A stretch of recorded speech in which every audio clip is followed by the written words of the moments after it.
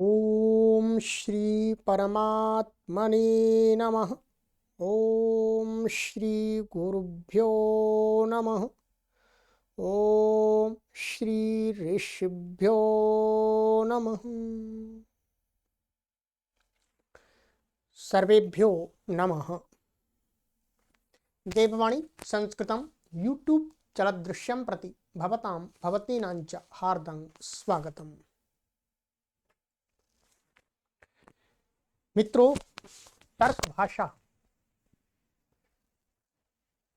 की कक्षा संख्या 13 को आज पढ़ेंगे।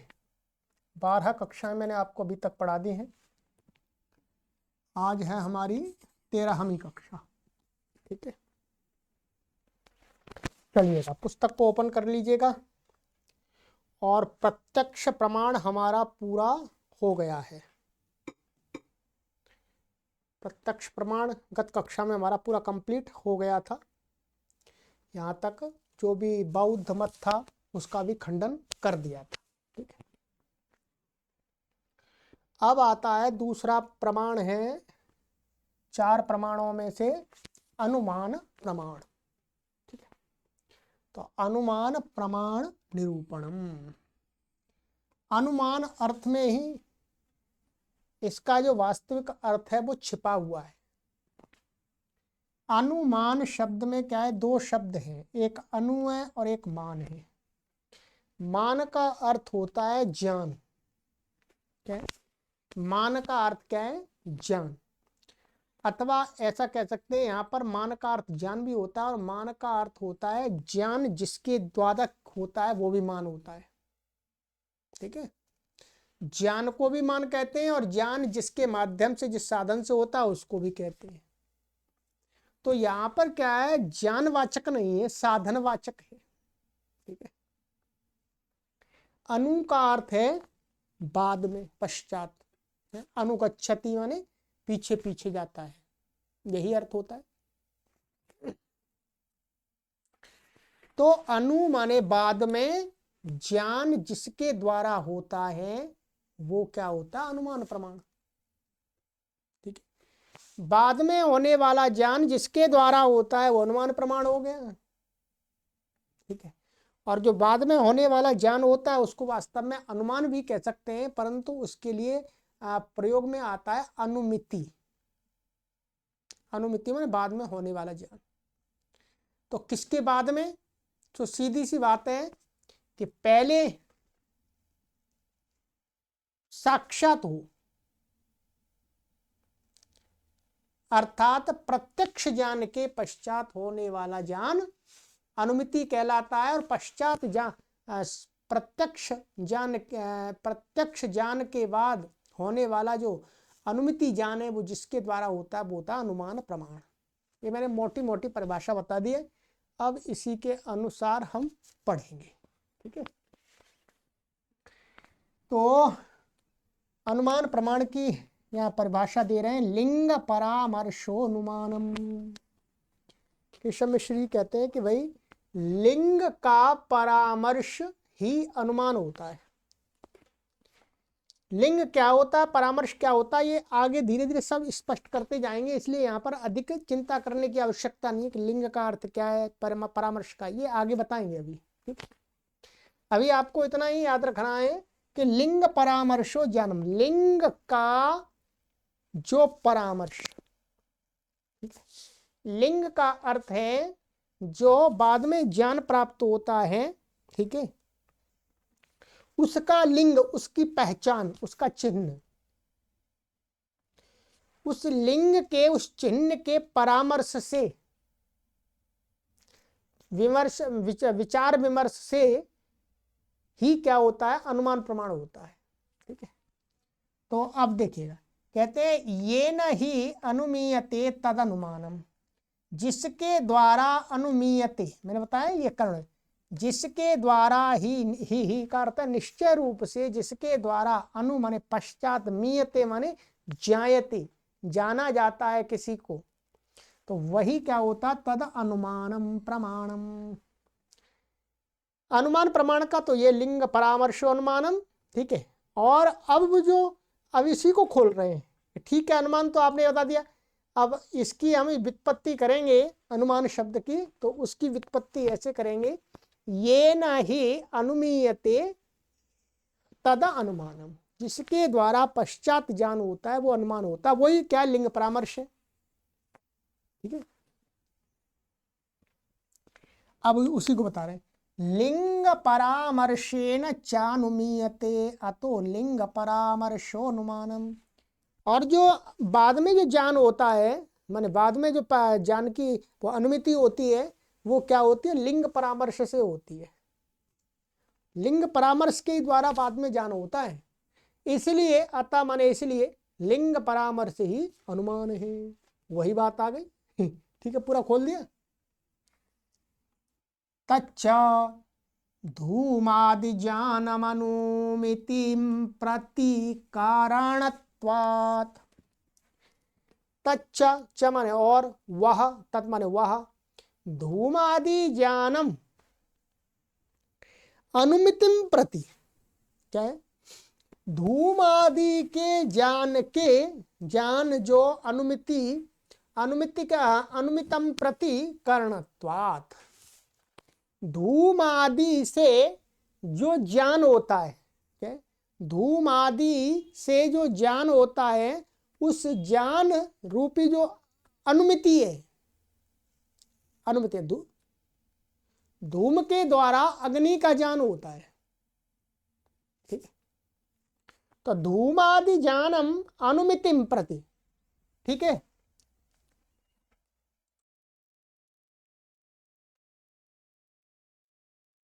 तो जो अनुमिति ज्ञान है उसके प्रति, अनुमितिम प्रति जो धूमादि ज्ञान है, धूमादि ज्ञान क्या है वास्तव में, लिंग परामर्श, लिंग परामर्श ही धूमा, तच्च और वह लिंग परामर्श ही क्या है, धूमादि ज्ञान, दो धूमादि ज्ञान, और वो क्या है, अनुमितिम प्रति, जो अनुमिति ज्ञान अर्थात धूमादि के द्वारा जो अग्नि का ज्ञान होता है, तो अग्नि का ज्ञान होना यहाँ अनुमिति है। तो उस अग्नि के ज्ञान रूपी अनुमिति के प्रति धूमादि ज्ञान में लिंग परामर्श क्या है, करणत्वात्, वो कर्ण बनता है, क्योंकि धूमादि के ज्ञान से ही तो उस अग्नि का ज्ञान होता है। और कहते हैं अन्यादि ज्ञानम, अग्न्यादि ज्ञानम अनुमिति ही। अब यहाँ अनुमिति शब्द आया था, तो अनुमिति क्या है, अग्नि आदि का ज्ञान, अग्नि आदि का ज्ञान क्या है, अनुमिति है यहाँ पर। तत्कर्णम धूमादि ज्ञानम, और उसका जो कर्ण है वो क्या, धूमादि का ज्ञान। तो कर्ण कोई तो अनुमान कहते हैं। ठीक है, फिर दोबारा इसको देख लीजिएगा, मैं फिर दोबारा कर देता हूं। लिंग परामर्शोनुमानम, लिंग परामर्श ही अनुमान है। ठीक है, और अनुमान की व्युत्पत्ति बता रहे हैं, ये न ही अनुमीयते तद अनुमानम, जिसके द्वारा बाद में ज्ञान प्राप्त होता है उसको अनुमान कहा जाता है। और लिंग परामर्शेन चानुमीयते, और वो बाद में जो ज्ञान होता है वो लिंग परामर्श से ही होता है। और इसलिए अतमन, इसलिए लिंग परामर्श, इसलिए लिंग परामर्श ही वास्तव में क्या है, अनुमान है, उसी को अनुमानम। तच्च धूमादि ज्ञानम, और वह अनुमान, लिंग परामर्श रूप अनुमान है वो क्या है, धूमादि का ज्ञान, अर्थात धूम और अग्नि के विषय में। ठीक है, धूम और अग्नि का जो उदाहरण लेंगे उसके विषय में धूमादि ज्ञान क्या है, लिंग परामर्श। अनुमितिम प्रति, जो अनुमिति ज्ञान है अग्नि का, उसके प्रति करणत्वात्, क्योंकि कर्ण होने के कारण से।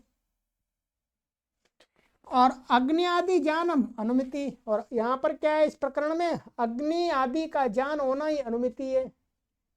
तत्कर्णम धूमादि ज्ञानम, और उस अग्नि आदि के अनुमिति का कर्ण माने साधन क्या है, धूमादि का ज्ञान।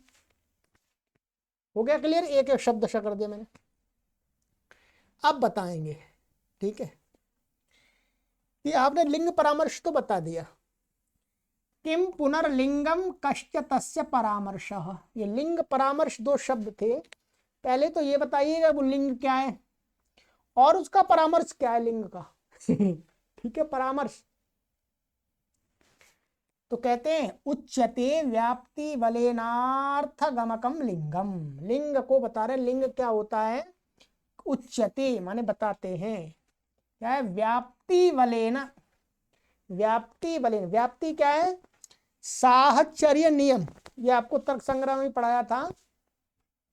साहचर्य नियम माने स्वाभाविक संबंध, क्या है? स्वाभाविक संबंध, अर्थात धूम के साथ अग्नि का स्वाभाविक संबंध है। ध्यान रखेंगे, धूम के साथ, धूम के साथ अग्नि का स्वाभाविक संबंध है। अग्नि के साथ धूम का स्वाभाविक संबंध नहीं है। ये अच्छी तरह से ध्यान रख लिया। क्या? धूम के साथ अग्नि का क्या है? साहचर्य नियम माने स्वाभाविक संबंध, अर्थात जहां जहां धूम होगा वहां अग्नि अवश्य होगी, यही स्वाभाविक संबंध है। परंतु अग्नि के साथ में धूम का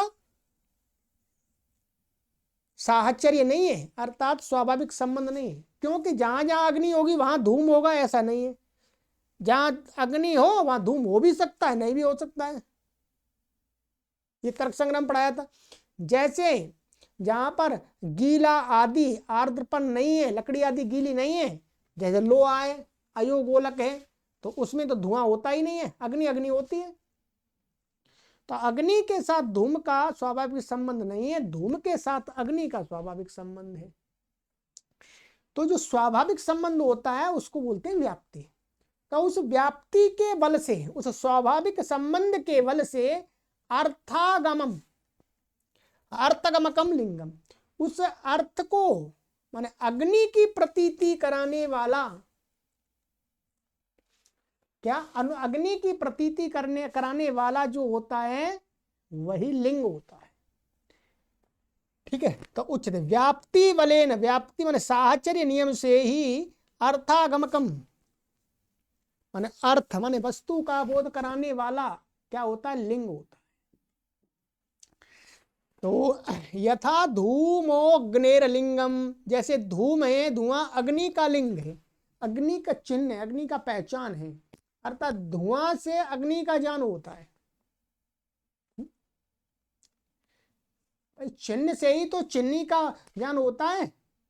तिरंगा से, जो हमारा फ्लैग है तिरंगा, उससे ज्ञान होता है कि हाँ भारत देश स्वतंत्र है, वो हमारा प्रतिचिन्ह है।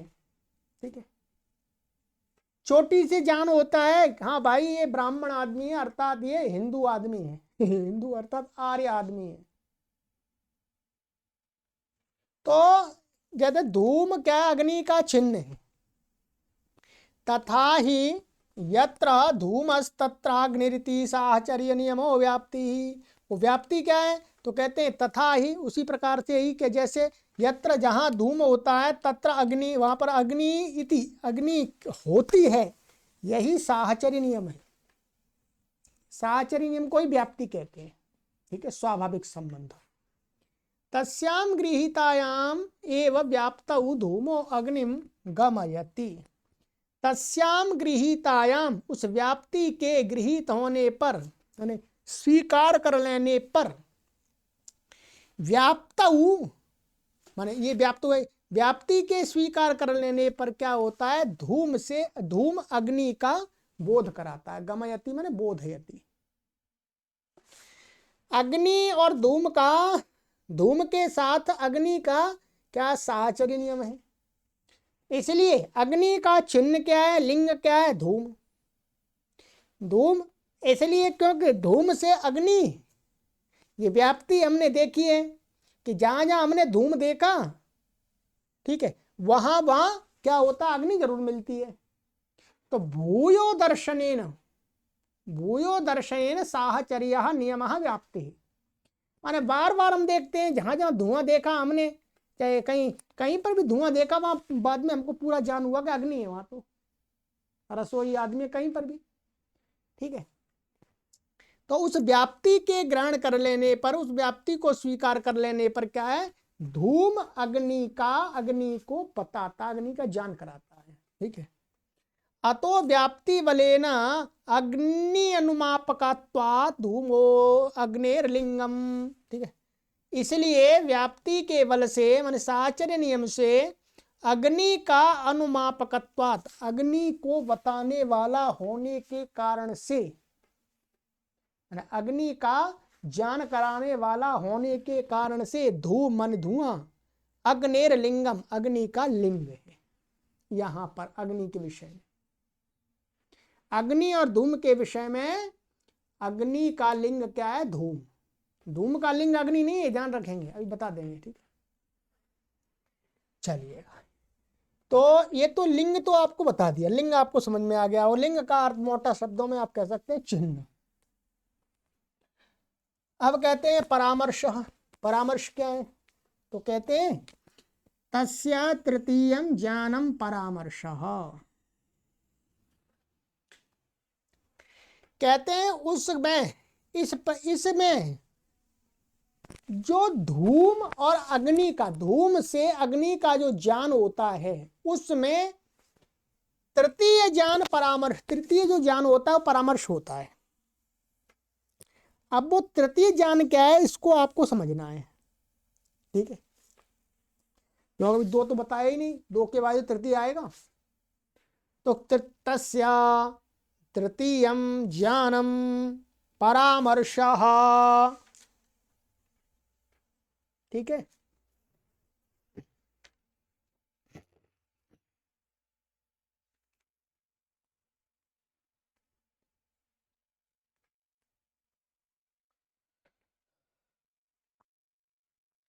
तो तस्य का अर्थ है यहां पर धूम रूपी जो लिंग, उसका तृतीय ज्ञान।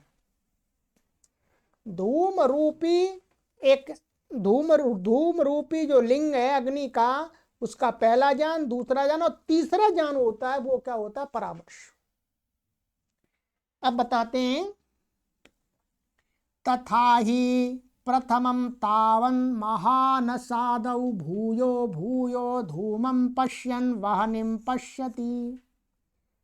अब पहला धूम अग्नि का लिंग कैसे बनता है, उसमें पहले क्या होता है? सबसे पहले तो प्रक्रिया ये होती है कि कोई भी व्यक्ति, तथा उस प्रकार से ही जैसे कि प्रथमम हितावत, सबसे पहला वाला जो ज्ञान है इसमें क्या, कोई व्यक्ति महान साधव, महान साधव का अर्थ है रसोई आदि में, भूयो भूयो धूमम पश्यन वह्निम पश्यति, बार बार उसने रसोई में, चूल्हे में अग्नि के वो धुआं को देखा, धुआं देखता है, और उस धुआं से धुआं वह्निम पश्यति, और अग्नि को भी देखता है।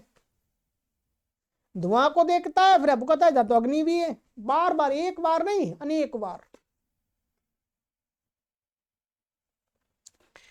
तेन भूयो दर्शनेन धूमाग्न्योः स्वाभाविकं संबंधम अवधारयति यत्र धूमस्तत्राग्निरिति। तेन, इस कारण से, उस हेतु से, भूया भूयो दर्शनेन, बार बार ये चीज देखने से, क्या धुआं हो रहा है, अरे अग्नि भी है, क्या धुआं हो रहा है, अग्नि भी है, धुआं हो रहा है, अग्नि भी है।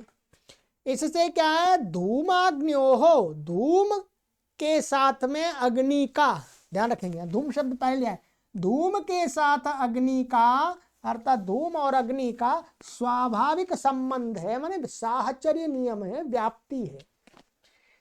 ये निश्चित कर लेता है कोई व्यक्ति कि धूम के साथ अग्नि का तो स्वाभाविक संबंध आता है, जहां धूम होगा वहां अग्नि अवश्य होगी।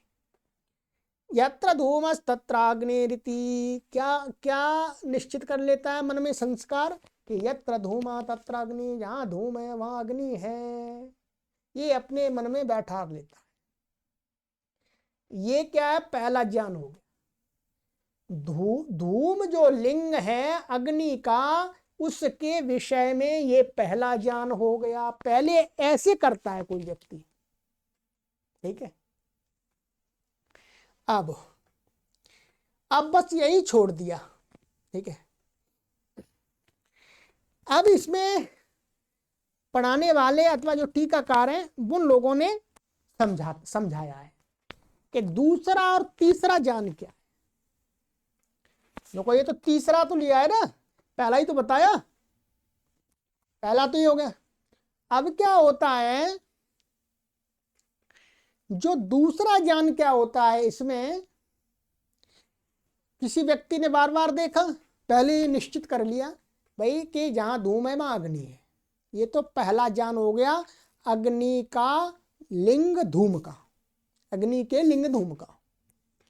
अब क्या होता है, अब कहीं वो पर्वत पर धुआं देखता है, ध्यान देखिए, अब वो पर्वत पर धुआं देखता है, अब वो पर्वत पर धुआं देखता है, ठीक है, ये उसका दूसरा ज्ञान हुआ। क्या, पर्वत पर वो धुआं देखता है,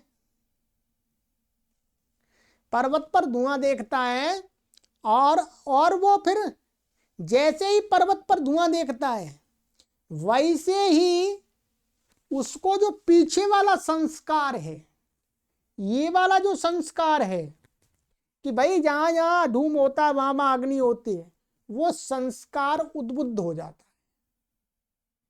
क्या है, वो संस्कार उद्बुद्ध हो जाता है, ध्यान रखेंगे, धूम को देख करके वो संस्कार का उद्बुद्ध होना,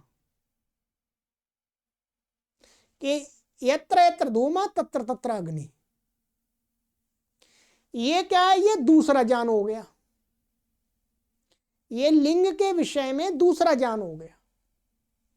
और तीसरा ज्ञान क्या करता है, अच्छा जी पर्वतोयम धूमवान, कि ये पर्वत भी वो अग्निमान, पर्वतोयम अग्निमान, ये पर्वत भी अग्निमान है क्योंकि यहां पर भी धूम है, ये तीसरा ज्ञान हो गया। तो ये है अग्नि का यहां पर जो ज्ञान हो रहा है कि पर्वतोयम अग्निमान वहनिमान, ये लिंग परामर्श के द्वारा हो रहा है, तीसरे ज्ञान के द्वारा जो अग्नि की अनुमति हो रही है वो तीसरे ज्ञान से हो रही है। ठीक है, पहला ज्ञान तो ये हो गया, बार बार वो कहीं पर देखता है रसोई आदि में कि जहां धूम दिखा वहां अग्नि भी होती है, अग्नि उसका संस्कार पक्का बन गया। फिर दूसरा ज्ञान क्या होता है, वो कहीं पर जाता है लिंग का, तो वो धूम को देखता है, धूम को जैसे ही देखता है तो झट से उसके मन में ये विचार आता है कि भाई पीछे वाला जो संस्कार के यत्र यत्र धूमा तत्र तत्र अग्नि, भाई जहां जहां धूम है वहां अग्नि है, ये दूसरा हो गया। धूम को देख करके वो संस्कार का उद्बुद्ध होना, ये दूसरा ज्ञान हो गया। और फिर उससे निश्चय करना कि यहां पर अग्नि है, यत्र यत्र धूमा तत्र तत्र अग्नि, ये जो ज्ञान वो कर रहा है फिर उस अग्नि अनुमति के प्रति, अग्नि अनुमति को जानने के लिए, ये क्या हो गया उसका तीसरा लिंग का ज्ञान। तो यही जो ज्ञान होता है लिंग, माने लिंग के साथ व्याप्ति संबंध लगा करके, वही होता है परामर्श, लिंग का परामर्श। लिंग का परामर्श क्या होता है, यत्र यत्र धूमा तत्र तत्र अग्नि, इसलिए यहां पर भी अस्मिन् पर्वते धूमः तस्मात् अयम पर्वतः वह्निमान्, ये पर्वत भी अग्नि वाला है। तो अग्नि का ज्ञान जो यहां पर हुआ वो तृतीय लिंग के ज्ञान से हुआ है। ये तीसरा यहां पर ये बताया इन्होंने, तृतीयम परामर्श। तो परामर्श वो होता है कि पिछले संस्कार जो बना हुआ उसको उद्बुद्ध करके फिर निश्चय करने की जो प्रक्रिया होती है कि रसोई में भी धूम देखा, अग्नि देखी, अब यहाँ पर्वत पर ही धूम देख रहा हूं तो यहाँ पर भी अग्नि है। तो ये जो तीसरे प्रकार जाने, इससे अग्नि अनुमति होती है, अग्नि दिख नहीं रही साक्षात यहाँ पर। ठीक, तो ये बता दिया जी। ठीक है, अब यहां पर कहते हैं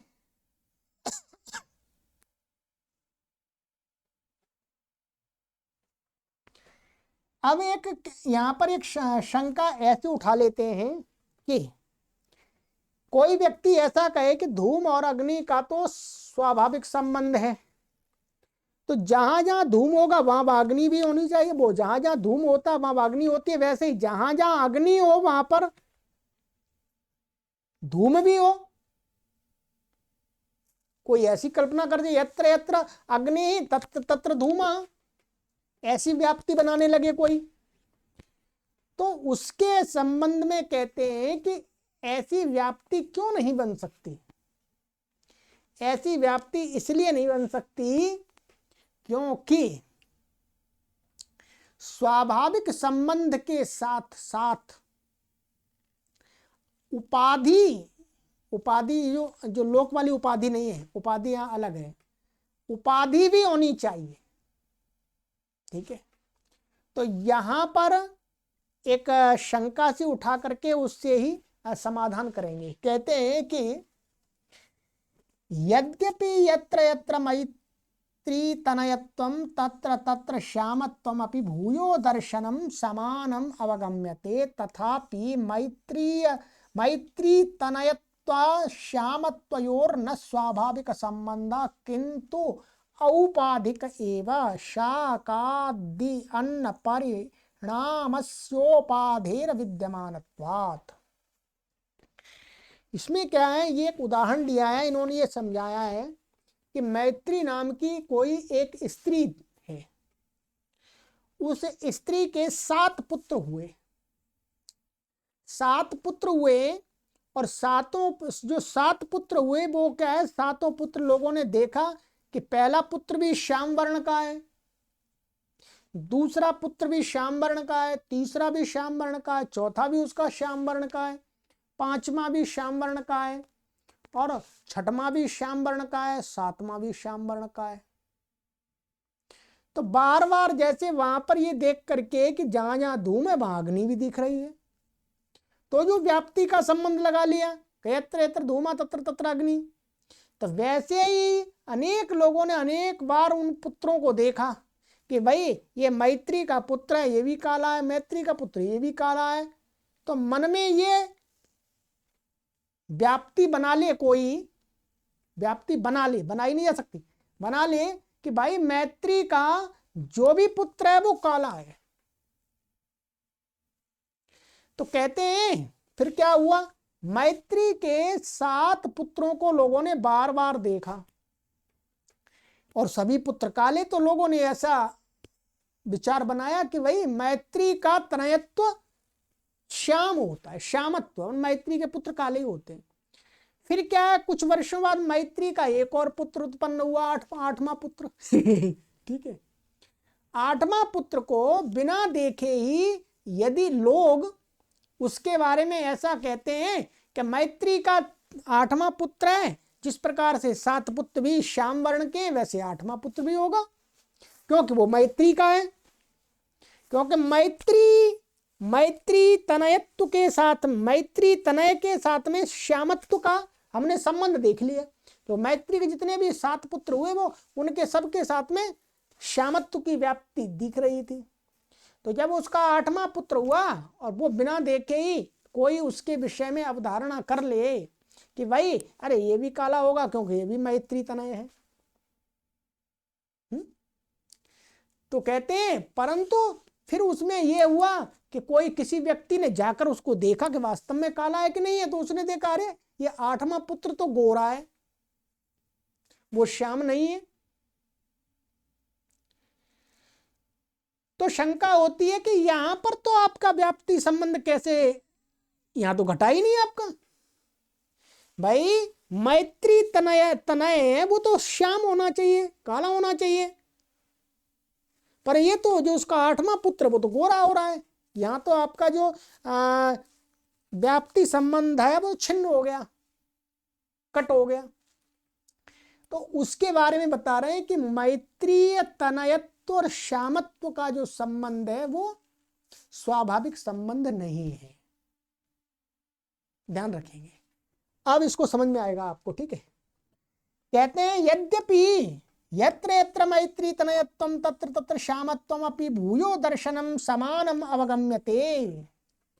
कहते हैं 7 पुत्रों में जहां जहां हमने देखा वो क्या है, श्यामत्व दिखा गया, बार बार देखने से तो क्या है, अवगम्यते, दर्शनम समानम अवगम्यते, मैंने समानता दिखती है, अर्थात यत्र यत्र धूमा तत्र तत्र अग्नि, ऐसी बात हो रही है। परंतु जब 8वें पुत्र में ये बात नहीं घटित हुई, तो आपका व्याप्ति का संबंध कोई कहे तो गलत है। तो कहते हैं यहां व्याप्ति का संबंध नहीं है वास्तव में, तथापि फिर भी कहते हैं मैत्रीय तनयत्व श्यामत्वयोर न स्वाभाविक संबंध। मैत्रीय तनय का, तनयत्व का और श्यामत्व का स्वाभाविक संबंध नहीं है कि जो जो मैत्री का पुत्र होगा वो श्याम ही होगा, ऐसा नहीं है। चाहे बेशक आपने बार बार देखा है। क्यों नहीं है? क्योंकि ये व्याप्ति संबंध नहीं है। ये क्या संबंध है? न स्वाभाविक संबंध और व्याप्ति संबंध, साहचर्य संबंध नहीं है, किंतु औपाधिक एवं, ये तो उपाधि से प्राप्त संबंध है। उपाधि, ठीक है, वो वाली उपाधि नहीं है। ठीक, कहते हैं क्या उपाधि है? कहते हैं शाकादि अन्न परिणाम से उपाधिर विद्यमानत्वात्। जो श्यामत्व है वास्तव में उसके साथ में तो क्या है, शाक आदि, माने आयुर्वेद के अंदर ऐसा आता है कि जो हरे पत्ते की सब्जी आदि, जब कोई माँ गर्भवती होती है तो वो यदि हरे पत्ते आदि की सब्जियां अधिक खाती है तो उसकी जो संतान होती है वो श्याम वर्ण की हो जाती है। क्योंकि जो शरीर का निर्माण होता है गर्भ के अंदर वो तो माता के खाए हुए पदार्थों से ही होता है, उससे रक्त बनता है, मांस मज्जा सब कुछ बनता है। तो वो तो शाक आदि जो परिणाम है उसका परिणाम है, माने पाक, पकने के बाद उससे जैसा रक्त बनेगा उस रक्त से ही उसी प्रकार का उसमें श्यामत्व आ जाता है। तो ये उपाधि है, शाक परिणाम या उपाधि विद्यमान, ये उपाधि विद्यमान है वहां पर तो बीच में। इस उपाधि के कारण से मां श्यामत्व दिख रहा है, आठवें पुत्र में नहीं दिखता है। क्या? आठवें पुत्र में नहीं दिखता है क्योंकि उस समय उस मैत्री ने शाक आदि नहीं खाए और अच्छे कुछ पदार्थ खाए होंगे, इसलिए उस आठवें पुत्र में गोरा रंग आ गया। तो जो मैत्रीय तनय में जो श्यामत्व में दिखाई दे रहा है वो किसका परिणाम है? मैत्री का परिणाम नहीं है, वो तो शाक आदि का परिणाम है। और शाक आदि का परिणाम ही क्या है? उपाधि है यहाँ पर। उसके शाक आदि के समीपता से ही उसमें श्यामत्व आया है, माने उसकी उपस्थिति के कारण से। यहाँ शाक आदि वो नहीं खाएगी तो श्यामत्व नहीं आएगा। तो इसलिए यहां पर स्वाभाविक संबंध है ही नहीं। ऐसे ही, ठीक है, आगे बता रहे हैं, तथा ही श्यामत्वे मैत्री तनयत्वम न प्रयोजकम किंतु शाकाद्यन्न परिणति भेद एव प्रयोजकश्चोपाधिरित्युच्यते।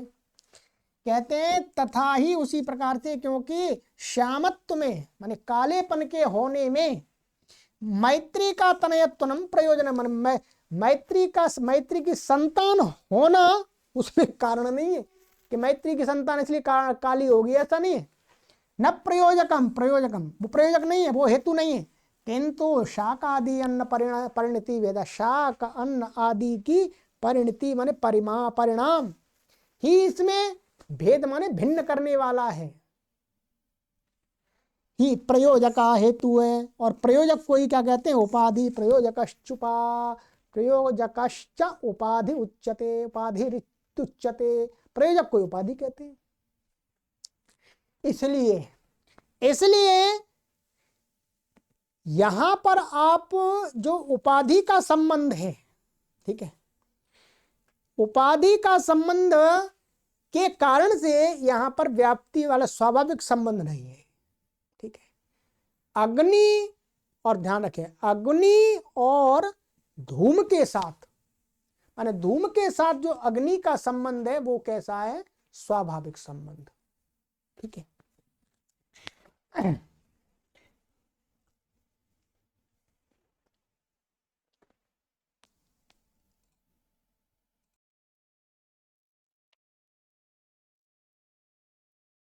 यहां पर ये एक उपाधि की एक परिभाषा दी है, ठीक है। यहाँ पर मूल में नहीं है पर उसको भी समझ लेते हैं, ठीक है। कि उपाधि क्या होती है, तो उपाधि के लिए इन्होंने कहा साध्य व्यापकत्वे सति। क्या? साध्य व्यापकत्वे सति साधन अव्यापकत्वम उपाधि। कि जो साध्य होता है, साध्य, साध्य के व्यापक है, साध्य के व्यापक में तो जो होता है और साधन अव्यापकत्व, और साधन में नहीं होता है। क्या? साधन में अव्यापकत्व, साधिक में तो उसका व्यापकत्व होता है परंतु साधन में उसका अव्यापकत्व, उसको कहते हैं उपाधि।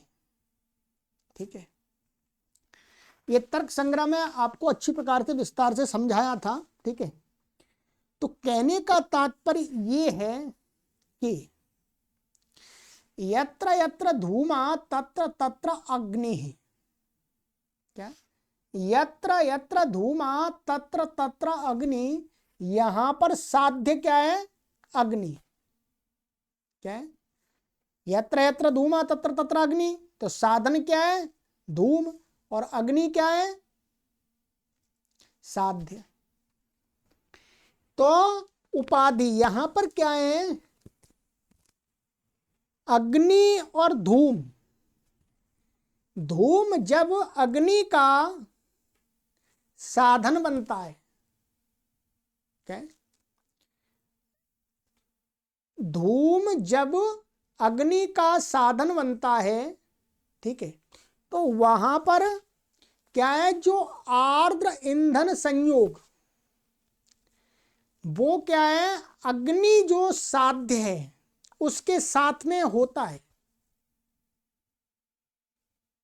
ठीक है, इसको मैं अगली कक्षा में आपको पूरा ये परिभाषा विस्तार से लिख करके समझाऊंगा, वो यहाँ नहीं है, क्योंकि ये इतना आप अभी समझ लीजिएगा कि ये तो हमारा हो गया यहाँ पर। ठीक है, कि मैत्री तनयत्व में क्या है? उपाधि है, स्वाभाविक संबंध नहीं है। ठीक है, इसके ही आगे वो अभी और बताएंगे कि धूम और अग्नि में उपाधि है अथवा नहीं है। धूम और अग्नि का दो प्रकार से संबंध लगाएंगे। धूम को एक बार व्याप्य बनाएंगे, वो धूम को साध्य बनाएंगे, अग्नि को साधन बनाएंगे, और एक बार धूम को साधन बनाएंगे, अग्नि को साध्य बनाएंगे।